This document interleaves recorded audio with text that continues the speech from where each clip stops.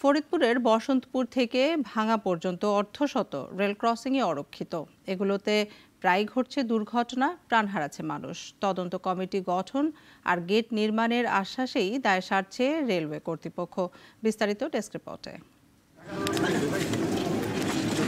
ফরিদপুরের বসন্তপুর হতে ভাঙা পর্যন্ত রয়েছে প্রায় ৩০ কিলোমিটার রেল সড়ক। তবে এ রেল সড়ক অরক্ষিত অবস্থায় থাকার কারণে এখানে প্রায়ই ঘটছে দুর্ঘটনা।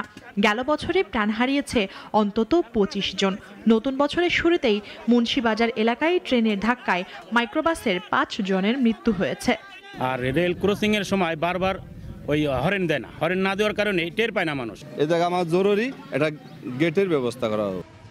বর্তমানে ফরিদপুরের উপর দিয়ে সুন্দরবন, বেনাপোল ও মধুমতি সহ ৫টি ট্রেন দিনে ১০ বার যাতায়াত করে। তবে এই রেল সড়কের অধিকাংশ রেল ক্রসিং এর কোনো গেট ও গেটম্যান নেই। ভাঙা পর্যন্ত ২৫-৩০টা রেল ক্রসিং আছে, যার বেশিরভাগগুলোতেই গেট এবং গেটম্যান নেই। অরক্ষিত যে রেল গেটগুলো আছে সেই সংক্রান্তে আমরা রেলের যারা ঊর্ধ্বতন কর্তৃপক্ষ আছে তাদের সঙ্গে আলোচনা করছি। এছাড়া রেল ক্রসিং এর দুপাশে গড়ে উঠেছে অবৈধভাবে স্থাপনা, যার কারণে দুর্ঘটনা বাড়ছে বলে জানিয়েছেন গাড়ি চালকেরা। সড়ক ও রেলপথে অবৈধ স্থাপনা উচ্ছেদ সহ রেলগেট নির্মাণের সুপারিশ করেছে সড়ক বিভাগ।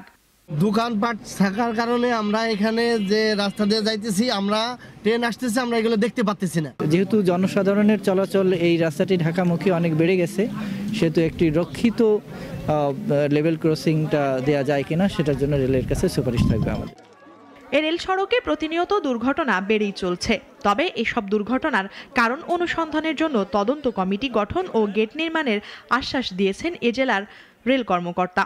ওইটা আমাদের কোনো অনুমোদিত গেট না, ওই গেটে আছে যে এই দুর্ঘটনা ঘটছে। আমরা অলরেডি আমাদের ঊর্ধ্বতন কর্মকর্তাদের জানাইছি, তারা বলছে এটা একটা তদন্ত কমিটি দিছে।